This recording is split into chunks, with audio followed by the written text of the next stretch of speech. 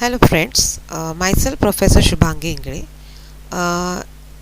from the TSSM Bhurabai Savan College of Engineering and Research, Nare Pune, Department of Computer Engineering.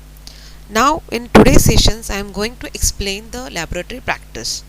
Now I am turned to the problem statement, that is iris flower datasets. This is the problem statement of the iris flower datasets. Download the iris flower datasets or any other datasets into the data frames. From this website you can the data CSV data files can be available. Use the Python or R program and perform the following. Our first operation is how many features are there and what are their types. Example is mentioned here, numeric and the nominal. Second operation is compute and display the summary statics for each features available in the datasets. Example, minimum value, maximum value, mean, range, standard deviation, variance and percentile. Third operation, nothing but the data visualization. Create a histogram for each features in the datasets to illustrate the feature distribution. Plot each histogram. Fourth operation is create a box plot for each features in the datasets. All of the box plots should be combined in a single plot. Compare the distribution and identify the outliers. This is the problem statement for the first assignment of the DA, that is iris flower datasets. Now the learning objective of this assignment is to learn the concept of how to display summary statics for each features available in the datasets. And outcome of this assignment, after completion of this assignment, student will be able to understand datasets into the data frame and compare the distributions and identify the outliers. Now I am moving to the theory concepts. In that, our first operation is how many features are there and what are their types. Example, numeric and the nominal. Now first we have to understand what is the data types. Now in the data types is mentioned here, data types is divided into the two parts, that is the categorical and numerical. In the categorical we are having the two parts, that is the nominal and ordinal, and the numerical we are having the interval and the ratio. That is already mentioned here. We required the what are their types. Example is a numerical, that is here, and the nominal is nothing but the come under the categorical. So now let's start with the data types.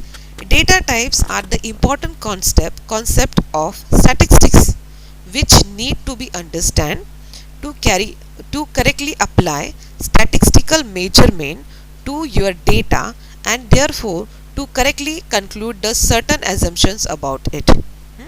Now in the data types we are having the two parts, that is the categorical and the numerical. In the categorical data types we are having the nominal data and ordinal data. First we have to understand what is the categorical data types. Categorical represent the characteristics. Therefore it can be represent things like a person, gender, language, etc. The categorical data can also take on the numerical values. For example, 1 is for the female and 0 for the male. But note that there is a no doesn't have the mathematical meaning. Now in the nominal data we are having the two subparts, that is the discrete unit and the label variances.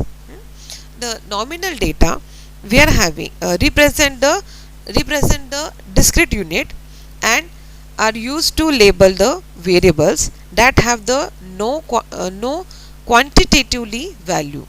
But note that the nominal data has no order. Nominal data does not have any order. Therefore if you will change the order of its value, the meaning will not change. That is for the nominal data. Now I am moving to the ordinal data. Ordinal data represent the discrete and order units. It is represent the discrete and the order units. For example, what is your educational background? For example, there is some four options is given. First one is the elementary, second is the high school, third one is the undergraduate, fourth one is the graduate.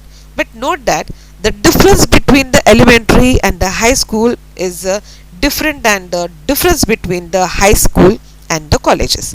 This is the main limitation of ordinal data. The difference between the value is not really known.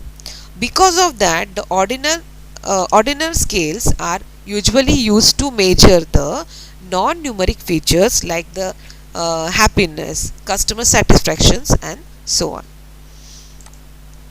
Now, in the numerical data having the two parts, that is the interval data and the ratio data. Now we'll start with the interval data. Interval value represent order units that have the same difference. Therefore, we speak of interval data when we have the variables that contains a numeric value that are order, and where we know the extract the information between the value. For example, we consider the temperature is nothing but T minus 10, comma minus 5, 0, plus 5, plus 10. This is the range. Okay. Now this is the interval values. Now moving to the ratio data. Ratio values are also order unit that have the same difference. Ratio values are the same as the interval values, with the difference that they do not have absolute zero. For example, we are considering the height, weight, length, etc. Now moving to the second operation, compute and display the statics for features available in the data sets. In this set, what we have to finding out the minimum value, maximum value, mean, range, standard deviation, and variance. Now start with the minimum value. Minimum value and maximum value can be found to the minimum function, and maximum function gives you the minimum value and maximum value directly.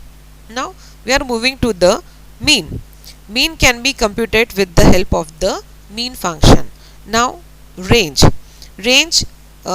function is actually as an object containing the minimum and maximum value in that order, or the range can be then be easily computed by subtracting the minimum value from the maximum. So maximum minus minimum, at that time we'll get the range. Then standard deviation. Standard deviation and variances are computed as if the data represent the sample. So the denominator is n minus 1, where n is the number of the observation. Variance is nothing but the coefficient of the variation is the standard deviation divided by the mean. Now here we are calculating the formula that is used in max theory, that is variance is equal to the standard deviation divided by the mean. This is for our second operation. Now turn to the third operation, that is the data visualization. Creates histogram for each features in the data set to illustrate the feature distribution and plot each histogram. Now here is the new concept, is the data visualization. Data visualizations having the two terms. First one is the data and visualization. Data represent the information and visualization represent the pictorial representation of the information, so that the user can analyze the data quickly. Now moving to the feature distribution. Feature distribution helps in understanding what kind of feature you are dealing with and what values you can expect this feature to have. This is about the feature distribution, or the distribution of the features over its range with the value on the horizontal axis and the frequency on the vertical axis. This is also for the feature distribution. Now we have to plot each histogram. Here we are having the histogram. Histogram gives an idea about the distribution of the quantitative variables. It gives the distribution of the quantitative variables. The idea is to break the range of value into the intervals and count how many observations fall into the each intervals. Histograms are used for quantitative variable, that is the histogram function.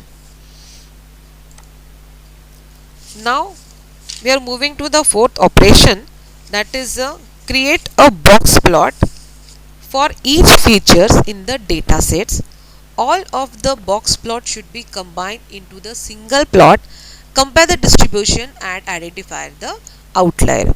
Here we are using the box plot. Box plot is a graphical summary of a distribution. The box in the middle indicates the hinge or close to the first and third quartiles and median, and the third one is the line. The lines show the largest and the smallest observation that fall within a distance of 1.5 times the box size from the nearest hinges. A box plot can give a good idea of the data distribution and is a more useful to compare the distribution side by side, as it is a more compact than the histogram. Okay, this is about the assignment number 1 of the data analytic LP1. Thank you.